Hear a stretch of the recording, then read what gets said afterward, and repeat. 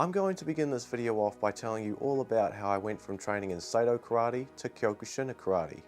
About 3 years ago, I began my karate journey at my local dojo, and at the time I had absolutely no idea what I was getting myself into. I was clueless about the fact that there are literally a bunch of different forms of karate out there, and the only knowledge I had in my mind about karate is just from watching the show Cobra Kai. So at the dojo I was training at, I was taught a form of karate known as Seido. And I really enjoyed the training, getting a basic foundation of what karate is all about. Learning about how kata works and learning about how all the different moves apply in a real fight. And also learning about how karate is a mixed set of fighting arts that draws influence from literally a bunch of other different fighting arts, such as jiu-jitsu, judo, aikido, kung fu, and probably a bunch of other things that's also mixed in there that I'm not remembering here. And so I'm really excited about all this, and I continue to put in the hard work and rise up a couple gradings from white belt to yellow belt. By the way, in Seido, that's 2 gradings up from white belt, by the way. So things are going well with training for a little while, until it gets to a point where life just completely gets in the way. Because I begin working 4 days a week at 12-hour shifts, and I still continue to do that to this very day.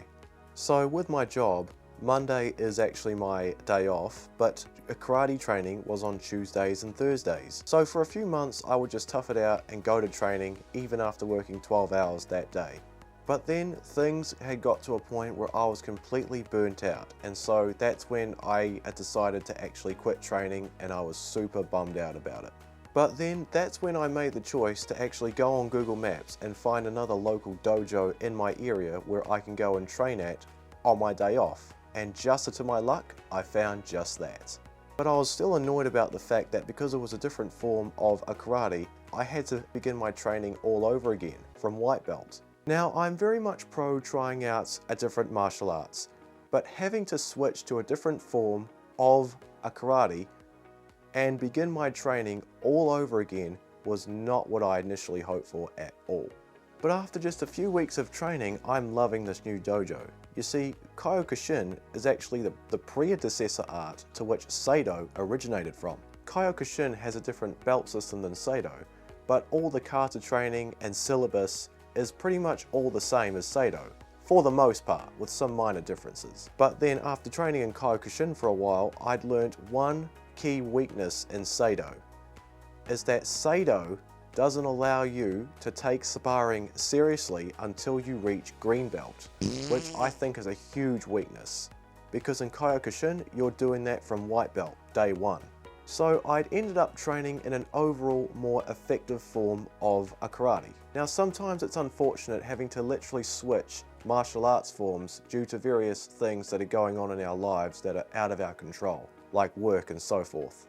But sometimes moving on to a different form of martial arts can ultimately be for the greater good, even if it's not what we initially hoped for at the beginning.